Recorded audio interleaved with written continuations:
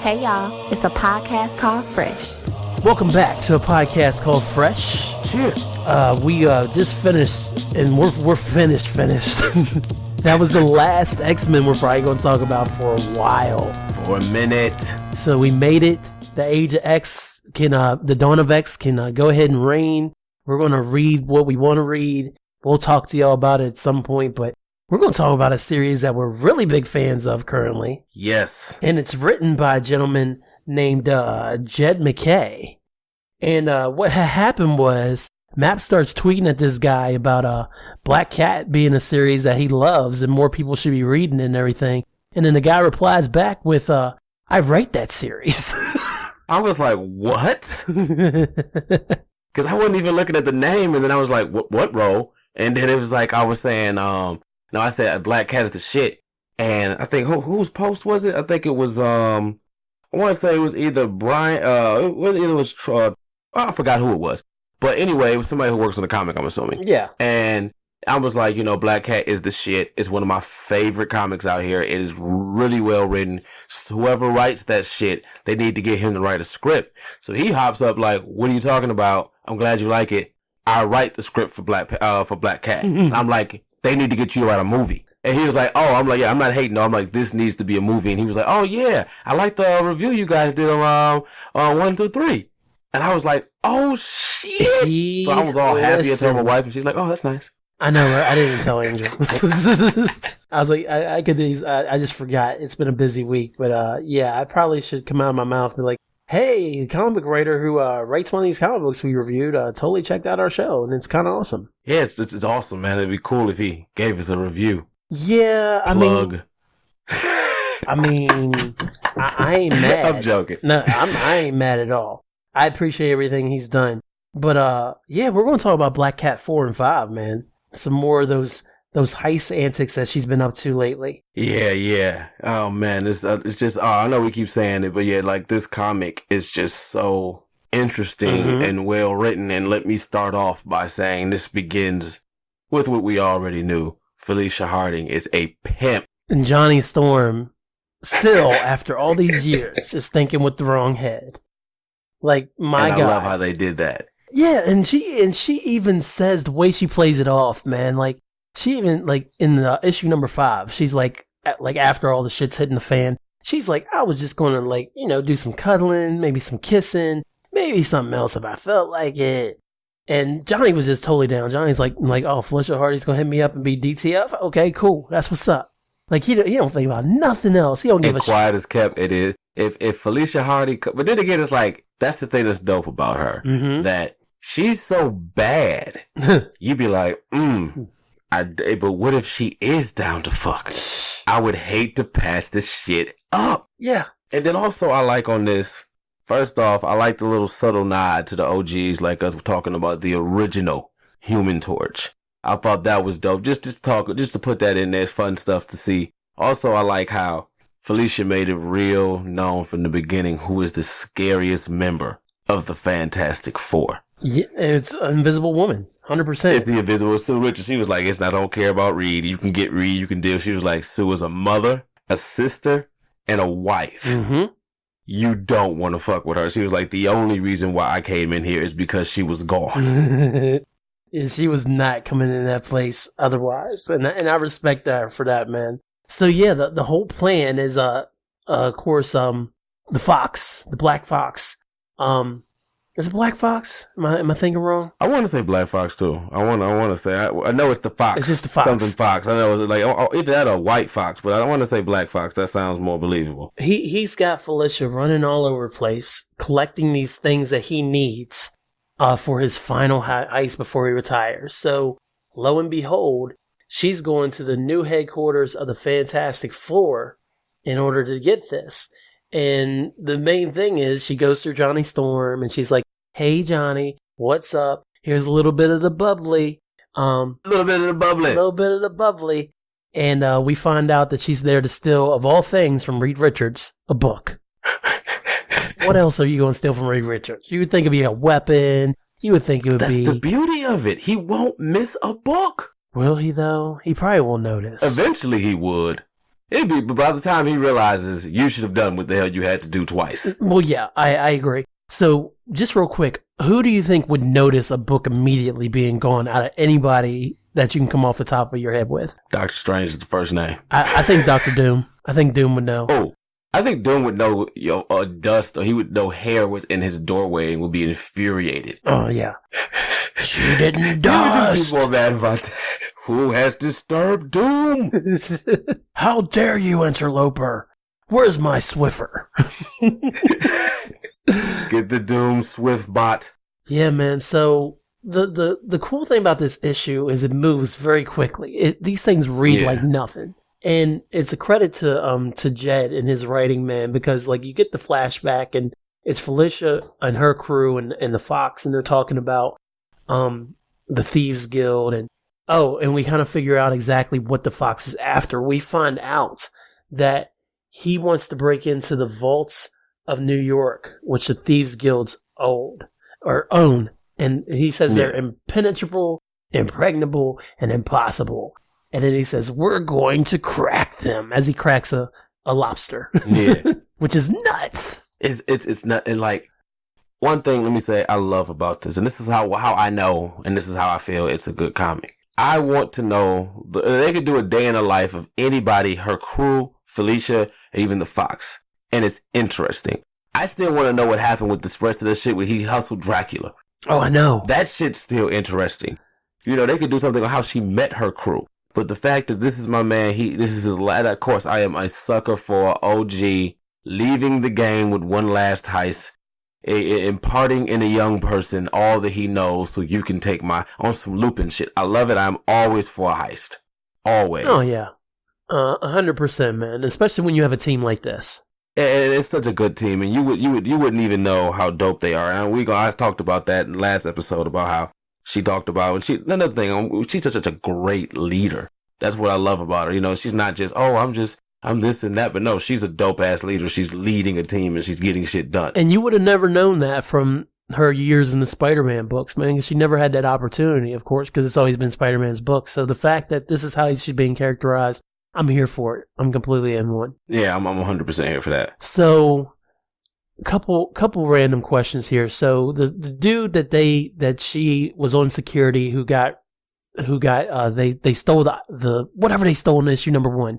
The guy who got burned, he's ruining everything. He's pounding on the door of Fantastic Four headquarters, like, hey, something's happening. Johnny, come answer the door. Anybody. So he's cock blocking, like literally and figuratively. Yeah, literally and figuratively. And then he comes into play later.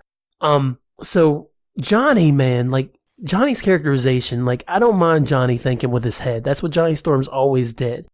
But then and I love that. He just completely bungles his way through this whole issue, and like even in issue number 5.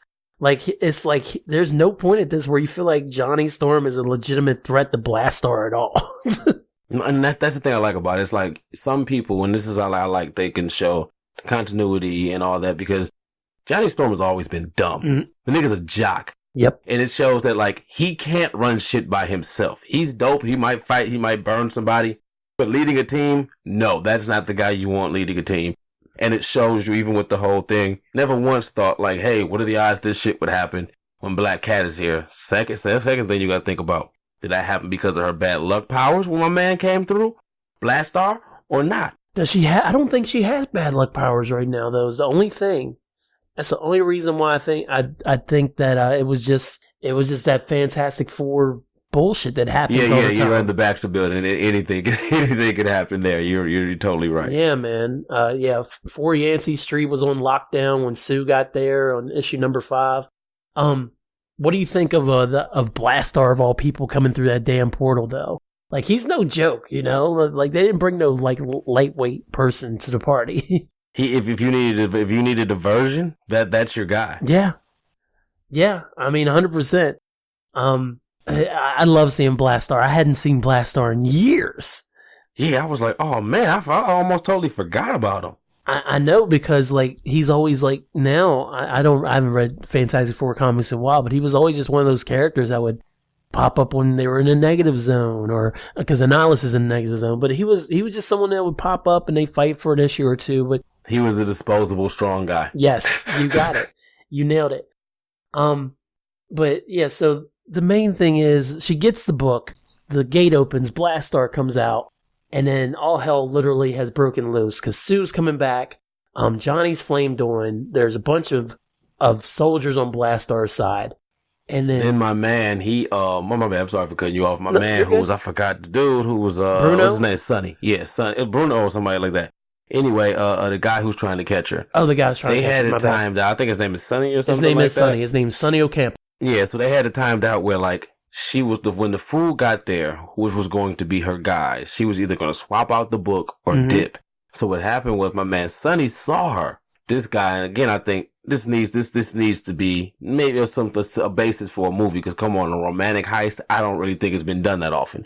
But anyway, he comes in, he knocks on the door, messes stuff up, messes up the timing, which causes her goons to have to hurry up and show their hands. So then while it's going down, you got them fighting Blastar. You got her goons fighting my man Sonny. He's trying to stop all this shit. And the whole time, thank God, Johnny Storm is dumb as a doorknob.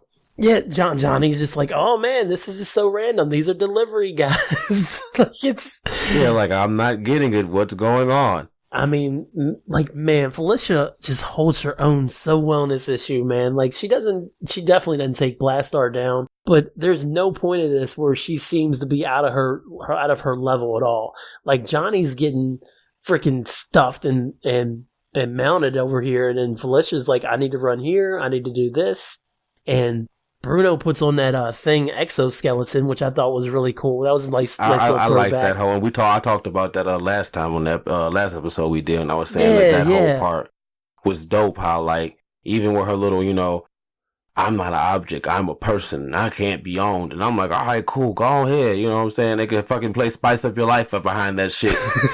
But it's just how, and then like, and this is what I'm saying. I look at shit from the angle of me if I like it, and then the angle of me if I didn't like it. Mm-hmm. So even if you saw that she heard that shit and she said the whole feminism thing, and you're like, oh fuck this weak shit, she immediately goes into how hard it is to be a leader. Mm-hmm. She was like, because I don't want any of my guys to die, but if they know that I'm scared of them dying, that make them think I doubt them, and then they won't do their job. If this man says he can fight Blastar, which we both know he can't, I have to let him do what he has to do so I can get away, because I can't fuck up his self-esteem and how he feels. And then immediately says, it hurts and I'm scared, but I gotta do what I gotta do. I picked him and I trust that guy. And I'm like, well, shoot, you can't hate that. No, she's just such a badass. Black Cat is one of the best comic books on the market right now, coming out from Marvel or DC. Let's just get that out there again. We will continue to cover these issues periodically because we just enjoy them so much, man. Jed MacKay's writing the shit out of it, and we just urge everybody to keep reading this book and make sure this book keeps coming out, because I'm getting hooked, man. Like, this comic is perfect so far. Yeah, it's like I have nothing wrong to say, and it's just like, also, she has a black dude. And you would think, oh, he's the muscle, right? Fuck no, that nigga's a quantum scientist. And then then you think about it's just the whole thing is just dope. It's like, it's so well put together. Even at the end, my man Sonny fucked up shit. She gave this nigga a cut. Yeah. Why? Because everybody who helps me and does my job gets a fair cut. Then my man the Fox trying to drop game on her. They driving in the car in all black and shit. You know what your problem is? Cause she like, it ain't nobody I can't take. Give me time and I can get their ass. He said, sometimes you can't fight. Sometimes you gotta avoid people. Like this one guy who won't go into business with us. So what are you gonna do? Well, he likes to take a drive every night around this time, and he comes up right here. Bow! Hit my man, killed him, and kept it going. Yep. It was awesome. I like it because they're not bad people. They just do bad stuff. I wouldn't even say it's bad shit, because all in all, they haven't hurt anybody, and they didn't have to hurt. Exactly. Everything has been planned carefully, and they are literally trying to get these items that Fox needs to get into these vaults that he wants to break into, and trying to help him with his last heist. But no one has been hurt. Like, Johnny, even after all this, and like Sue even says something about... Sue's going to hurt him worse than they did anything else. Yeah, he tried to leave with them. He's like, everyone out. She's like, everyone out. And then she's like, everyone who doesn't live here, Johnny. He's like, dang it. Oh man, I don't know. I keep saying like I could see this being like even if it was on Disney Plus, just the fact when she came back, and it's like I don't mean this with any disrespect. Sue Storm is like Susie Q Homemaker. She is like super mom, and I mean that in the sense that if anybody knows moms or women or wives, they're not to be fucked with. Not at all. And it's like Sue Storm is like when I forgot what did they have? Was that World War Hawk? I forgot what it was. Well, they don't know it was Civil War. That's what it was.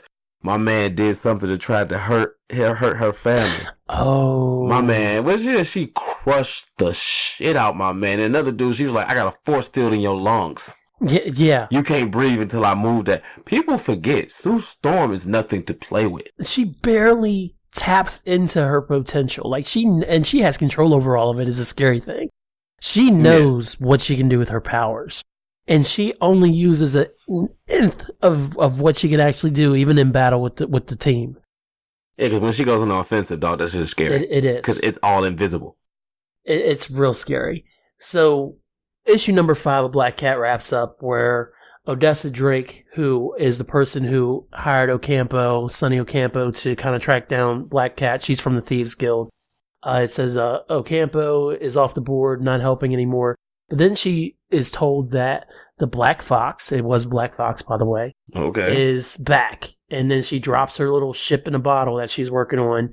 And she's like, bring that coward to me. And it says to be continued. So what has the Black Fox been doing? And why are the Thieves Guild after him? Find out in Black Cat number 6, 7, 8, 9, however many issues it takes. I don't care. Did you see the cover of the next one? It has her and Spider-Man getting married. I know. I completely peeped that out, man. It does. And another thing we liked about this, as we said, is that I like how till now, until the next issue, and we don't know how that's going to go, but one thing we both know, she's going to hustle Peter Parker. That we do know. If she's dealing with Spider-Man, he's about to get hustled. Anybody else would have had her like the first, or even had the whole thing, her doing a heist. And this whole thing is Spider-Man trying to stop her. I really respect and tip my hat to them for not having any Spider-Man anything in this whole run up till the next issue, which is the annual. And even then, I got faith they can't fuck it up. Well, the good news about this, Maps, is Black Cat number 6 will come out next Wednesday on November the 6th. So we don't have to wait much longer. And it does, the little preview says things didn't quite work out between Felicia and Johnny Storm. And then, so the Black Cat has a real date, but with who? So she's going on a date. And then she doesn't know Odessa Drake and the Thieves Guild. In fact, I can't even say what I'm about to read because it spoils the next issue. So make sure y'all are reading issue number 6. I know I will be ready next Wednesday when that bad boy drops. Oh, you already know it. I'm there like swimwear, man. Absolutely. Or in there like swimwear, either or. So shout out to Jed MacKay again for checking out our review. Hopefully he checks out this one as well and lets the people know that a podcast called Fresh support him and his work on Black Cat. And kudos to J. Scott Campbell on these covers, man. I'm loving them, especially issue 5 with all the circles and it's all a whole bunch of nine lives. I love it, man. That's great. That is a great artwork. He's been doing a great job. I can't say enough about this book. So make it a movie. Make it a movie. Yeah, I agree with that. So the other thing is Maps. Is speaking of things we want to make a movie. I know we talked about this individual being in a movie when it came to the War Machine article. War Machine armor, excuse me. So when we come back, we're going to talk about another Punisher series that Maps had me read. And boy, is it a ride. Indeed. We will be right back, y'all. Podcast called Fresh. Yeah. My daddy's podcast is called Hyphenation. It's the world's greatest podcast. Barack Obama approved. On Hyphenation, my daddy talks about all kinds of cool things. And sometimes I'm on the podcast too. Sometimes he has his friend Marcus on. Sometimes he stays up really late and he's tired the next day. But it's worth it. But he loves this podcast and I love his podcast. So I really want you to listen to Hyphenation so Daddy doesn't get sad. He really doesn't get sad though because he has me. Alright, please listen to Hyphenation. Thanks y'all.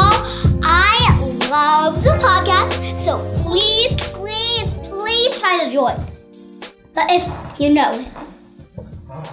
Perfect. Thank you. Can we hear it now?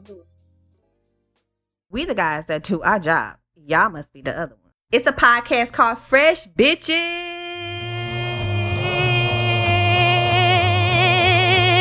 We back. The two best blerds you ever heard.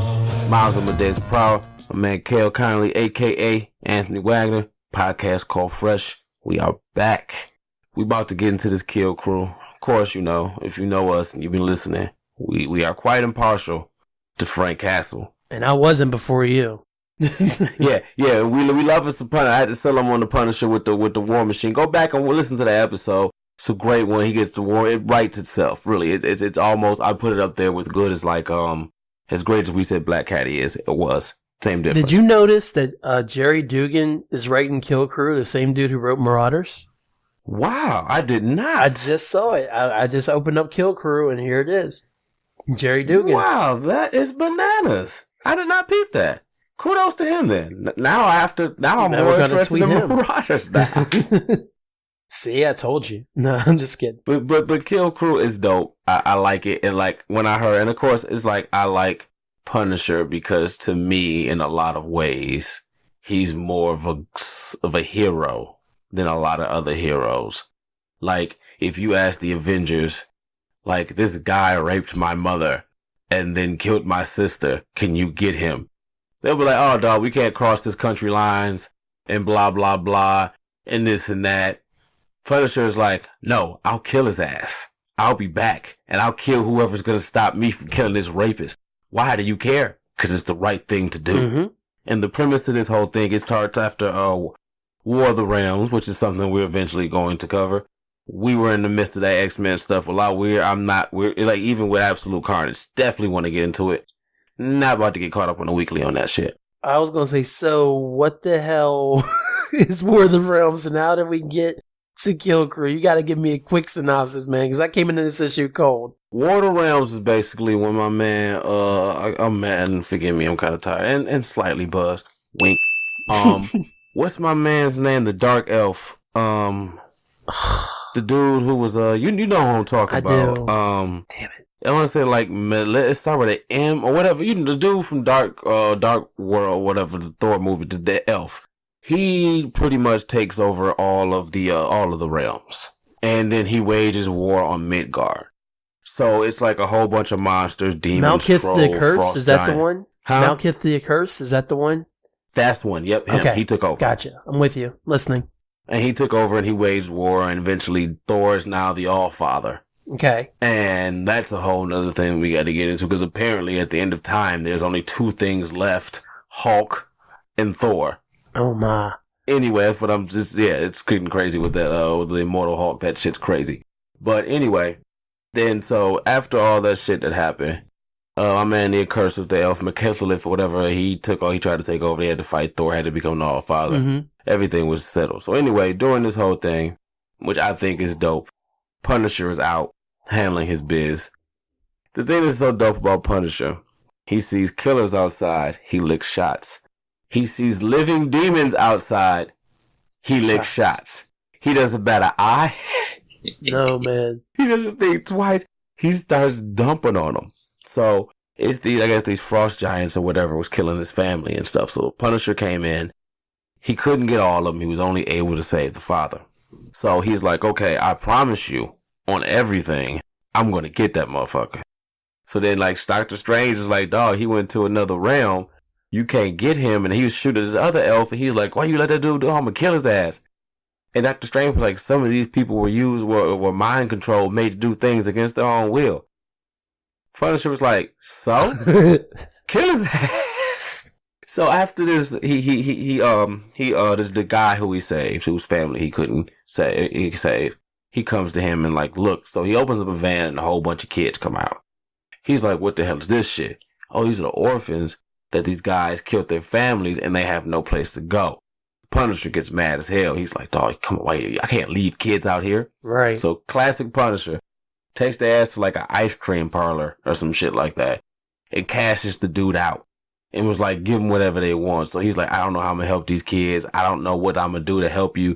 So one of the kids draws a picture. This is the picture of the monster that killed my parents. Where was it at? Central Park. Okay. So he goes out there, kills the troll or something with a helmet on, takes the helmet, puts it on. So he's following this old guy because the monster that killed this kid's parents looks like a tree. He kills it, and then the old guy's like, oh my God, thanks for saving my life. He's like, man, whatever. I've been trailing you for like 3 miles now, trying to wait for you to walk past that thing so I could kill it.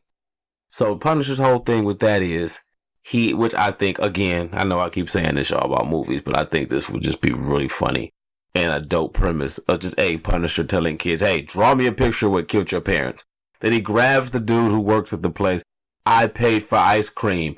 Don't let me come back and I find out they don't have ice cream. You're going to have a problem. So then keep in mind all the people he want to kill are like in like Asgard and shit in the other realms. Mm-hmm.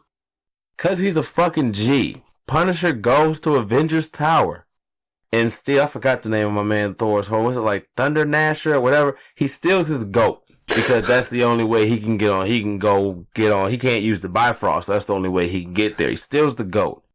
And then he goes out there and he just starts whooping ass. What's your thoughts about it? So I don't be dominating this shit 400%. You're good. Considering that I had no idea what I was getting into, I love this comic book. I know, right? Like there's man eating trees. There's Punisher being a badass and buying kids ice cream, like you said. I mean, there's that whole. I mean, my man Frank came out the back with a Gatling gun. Like, came out the back of the van. Like, no problem. Like, he saw these... No, bro, it was nothing. Yeah, he did it while the van was still moving. He's driving the van, just shot out the front of the van, sees in his side view, walks to the back, pops the trunk, essentially, and he's like, blah, blah, blah, blah, blah. It's like he just moved to step 2. It wasn't like, I have to come up with a plan. He saw my man. First of all, I like how he hit him with the truck. And then he shoots him in the face. He still does. He just pulls out the Gatling gun and puts him down, just tosses a grenade and walks off. Yeah. I love these stories that are out of continuity like this because anything fucking goes. But the thing is about the Punisher, he's still the Punisher. He's just a regular ass dude who he lost his family. He kills the bad guy. He don't care. This is his code. He don't have a code. His code is I kill the bad guy. That's it. Like, he don't care how he has to do it. That's what he does. And this whole issue is literally Frank getting to do badass shit, like his helmet even. Like when he's fighting the tree, he has on this awesome ass helmet. Oh, he took the dude's helmet. Wait, that's where he got it, because he killed the zombie and he's like, you know what it remind me of? It's like when he took the glasses off in Savage Avengers. He took took a old boy's sunglasses and he's Brother Voodoo, thank you. And he just put them on like, this is mine now. I also like how he shot the zombie, but didn't talk to the woman at all. Oh, I know. He didn't say anything. He just shot it, took the hat, and kept going. And who knows what happened to that woman? And then you get to the goat, and like I was just so confused because it's like, here's this police officer, and there's this giant beast, and then he's like, I need your help, and the beast had gotten a ticket. The goat had gotten a ticket. Yeah, he gave it a ticket, and the goat immediately ate it. And then he starts he's like, oh, here's an apple. And then he puts on his helmet and he's like, Punisher War Journal. And then you see him on the Bifrost. Yes, riding in the war wagon. The Bifrost. And he's like, my pursuit of the Frost Giant, Cacycla, has gotten more complicated by the war orphans of New York City. But nobody on my hit list is going to escape. That's the thing about Punisher, dog. Literally, who is Punisher? He is a guy who is military trained, petty as hell, and holds grudges like kindergartners hold hands. Yeah. Yes. You can't go to another dimension and get away from it. He's nothing special. That's the thing. Like, he's just a man. Just a man. He's just Batman without the costume and the years of training. He's really Batman with no rules. No rules, no moral code. I hate to say that. He does have a moral code. The code is kill the bad guy. That's the only thing he'll cross the line. He doesn't have a moral code with bad guys in general, because he's just like, like a Civil War. You killed that man. Are we arguing about killing rapists? And then the next issue says have goat will travel. I'm sure you've already read that. Oh yeah, you already know. Yeah, but I'm going to have to keep reading Kill Krew, man, because that comic's just a lot of fun. And that first issue is a lot of fun, so I recommend it heartily. And you're making me a Punisher fan. You have to keep reading it because I'm not going to get into all the details. But later on, fucking Juggernaut joins the team. Oh my god! And dog, how he recruits Juggernaut is so funny. He's like, cause he saves them or whatever. And when they recruit Juggernaut, and Juggernaut's like, man, whatever, fuck you guys. I'm not doing this and that. What the hell are you doing? Why are you killing these people? Punisher gave him the papers. And then the next scene is Juggernaut crying with snot coming out of his nose. Kids, true this? I'm with you to the end. I'm with you to the end. Oh, wow. Even Kane's down, huh? I can't wait till you read it so we can review it. They have a scene where he tortures a frost giant and Juggernaut vomits. What? Oh, wow. Yes. Because Frank is so violent, you mean? Dog, I'll just say this. He's taking swords and putting it under their fingernails. Okay. I'm going to read it. I'll read it. He's not playing. Like, when Punisher's getting revenge for kids, he plays for super keeps. I never in my life thought I would enjoy reading Punisher as much as I have right here recently. I'm still reading the Punisher series that came out of War Machine. Like, I'm still reading that stuff, and now I'm reading Kill Krew and Savage Avengers. Like, I never knew I liked the Punisher. In the right hands, he's a great character. He's mad slept on. Yeah, he is. He's great. It's like they just get him wrong. It's not about him being angry. It's not about him just being crazy. He's just about that life. Man. And he's like, if you're a gangster, I'm going to kill you. He's not out here doing stuff. If you're selling a nickel bag, he'll whoop your ass, but he's not going to kill your ass. But if he knows, like, oh yeah, you're selling crack to kids, I don't want to know why. You're out of here. You die. You're out of here. You're out of here, dog. I don't want to know why. And then the only way he could save you is that they said I'd kill my mom if I didn't sell this crack. Now I have to kill whoever did that and everybody who knows him. He's like the most efficient guy ever when it comes to this shit. Man. I'm gonna, you know what, Maps? I'm just gonna say it. I think I'm a Punisher fan. I'm a Punisher fan now, and I never thought twice about Frank other than a couple things like some of the Garth Ennis stuff like back in the day, and I never really thought about it like that, man. I was just like, this is Punisher, whatever. But I think I'm a fan of this of all the recent stuff and how I think you got me, man. You convinced me. Well, I'm glad, man, because it's like when done right, and I've been on the same shit because I just hate it, like, and to quote my man Bane, he's just like, I hate those killing for killing sake type people. Back in the 90s when they were just like, oh, I'm going to cover my comic on a heap of dead bodies. It was like the thing with Punisher that was always dope is like, they would get mad the shit he would do, but he's like, I just killed a whole drug cartel. What are you doing, Captain America? Oh, you stopped some hostages. I stopped drugs coming to this city. What did you do?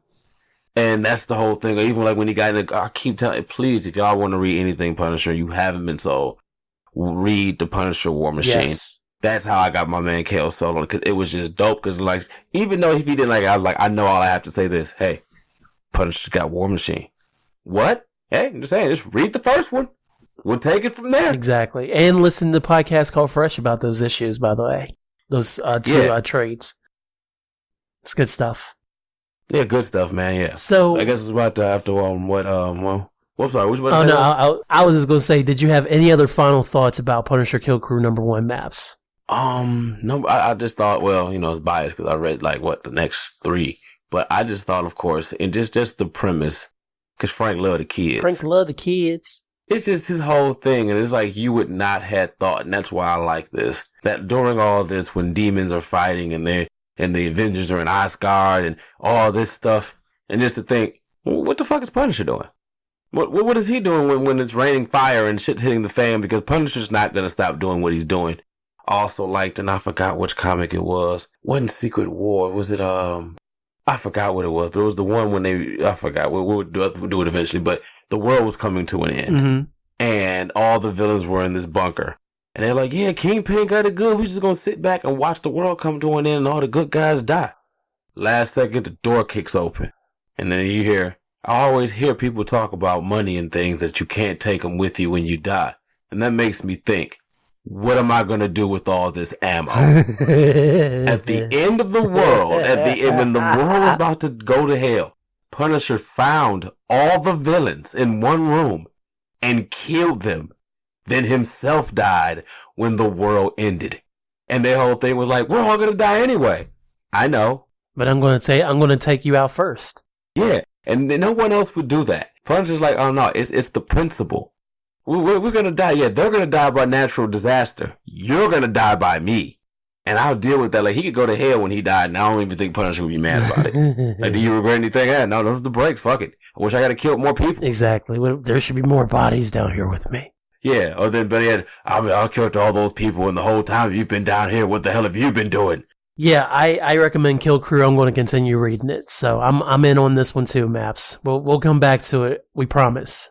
Oh, definitely. We got to, man. It's a good one. But, like, again, thank y'all. We are X-Men fatigued out. Yes, we're done for now. We're done for now. We're going to start doing some, more indie shit, some more passion projects and shit. Yep. Say mums on it, because I don't want to be saying shit because, like, my wife just made a new person and my fucking schedule is messed up. So I don't know what the hell's going to happen, because this nigga's like, I'll go to sleep. Nope, I'm up now. And now you have to do something. And it's not like he's 1 or a couple months. I can't watch TV with his ass. He's just up looking at the ceiling. Yep. So exactly. We're gonna try to get these out. We got a solo kill episode coming out soon. Yeah, man, I covered a couple things on there. I still got to do show notes. Well, hopefully, probably by the time you hear this, that will probably already be out. Cool. But yeah, we just again, check out Black Cat. If anything you got from this and Kill Krew. Yep. House of X, Powers of X, all that. We were off of it. It was okay. I expected more. I'm still with Marauders though. Well, we're Marauders, definitely now, more than ever. Thanks, Jerry Dugan.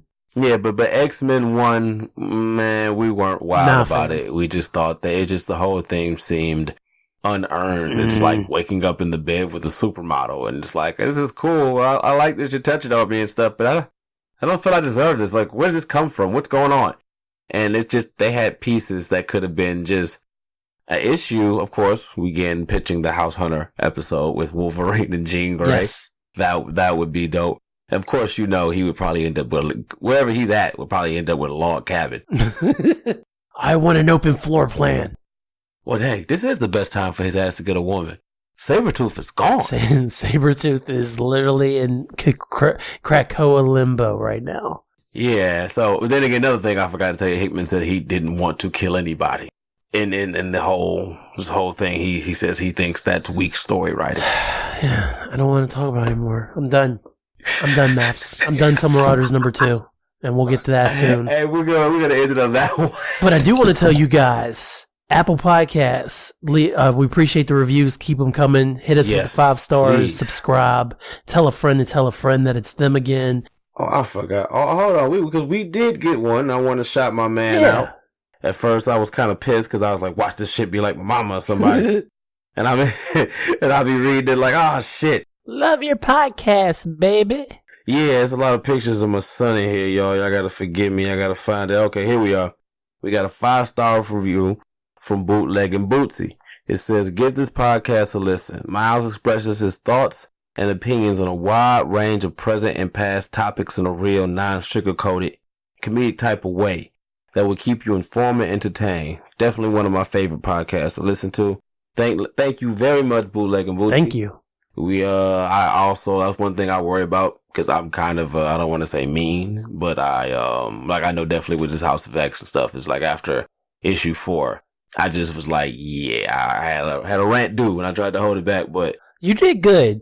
Because you're, honestly, folks, I really did. He's way worse on the text than he is on the show. Because he'll be on the text like, I'm literally no, black. Fuck that. Blah, blah, blah. I'm going in. And we'll go to the show and be like, well, guys, I didn't really like that. I'm like, who is this dude?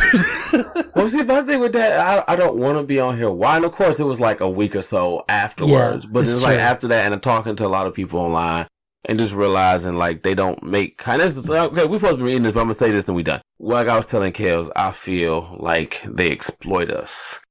People like ourselves, much I hate to say it, our age group, because they know we are super fans. Mm-hmm. You will go out and buy 15, 18 different variants. Yep.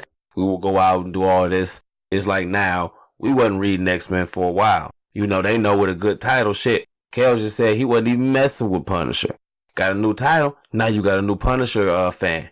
And that's what they trying to get us, because they know once they get us sniffing around, we'll get everybody else interested in it and all that other stuff. And I understand they trying to get the money, but it's like, for me, and I felt, and I don't know, I think Kel feels kind of the same, that and I said it in the beginning, I felt that they were writing a really big check that either they weren't going to cash or they were not going to be able to cash.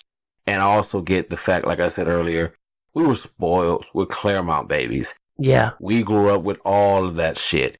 So it's like, yeah, and again, I also thought it was interesting that my man Hickman said the X-Men fandom is one of the few that everybody thinks their favorite mutant is the most important and should have their own book.